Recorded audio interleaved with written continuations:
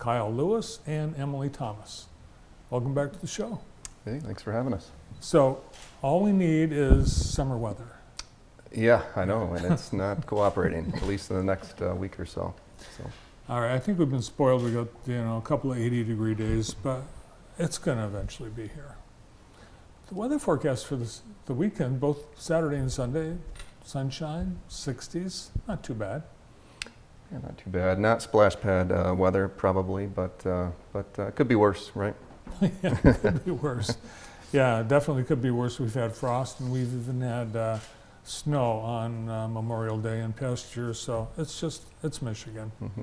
So let's talk about what you guys have planned for the Memorial Weekend at Jackson County Parks and the Cascades. Yeah, so we're opening up Friday night is our very first night for the 2025 season, so Friday night at 8 p.m.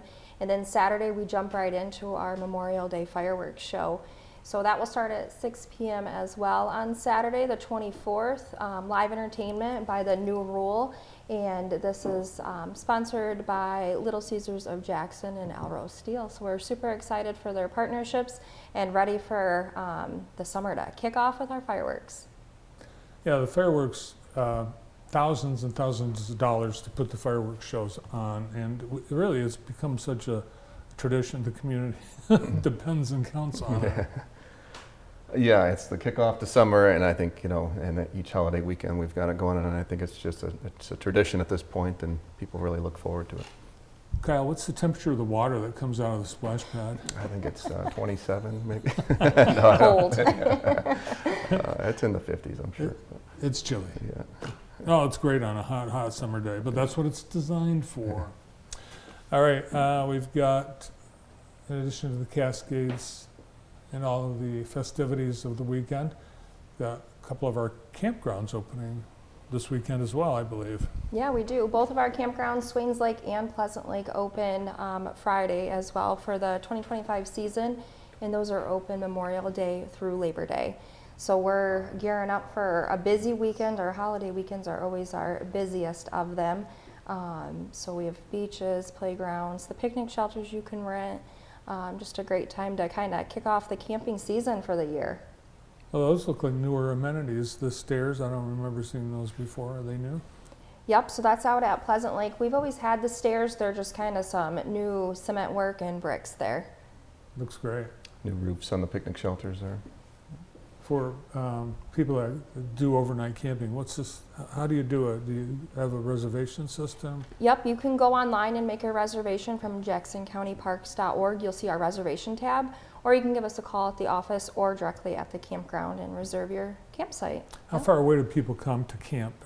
We get a good mixture of local visitors along with tourists coming in town. So yeah, a pretty good mixture of both. And we have 30 amp and 50 amp sites that we offer. Are there concessions at Swains Lake and Pleasant Lake? There's not. No. No, there's been in the past, but not currently. But yeah, I think you don't have to go north to go camping. We've got two great options right here in Jackson County. Particularly when Michigan State Parks are always sold out. Yeah. Yeah, can't get near them. The splash pad, you've got the Kiwanis. They participate in that. Not only do they help make it happen, but they help it get going every year. You've got some sort of a kickoff to the splash pad. Yep, Friday, June 6th actually, is our beginning of summer celebration thanks to the Kiwanis Club. It's free admission for everybody to come out and splash and have some fun. And then the entertainment for the summer.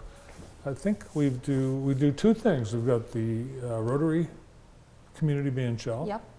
Let's talk about that first. Yeah, so those are every Saturday in the summer, and starting June 7th, we try to do a good mixture of local bands and some newer bands that are close by. So that starts at 7 p.m. free to the public. Bring your lawn chairs, just come out and enjoy a night.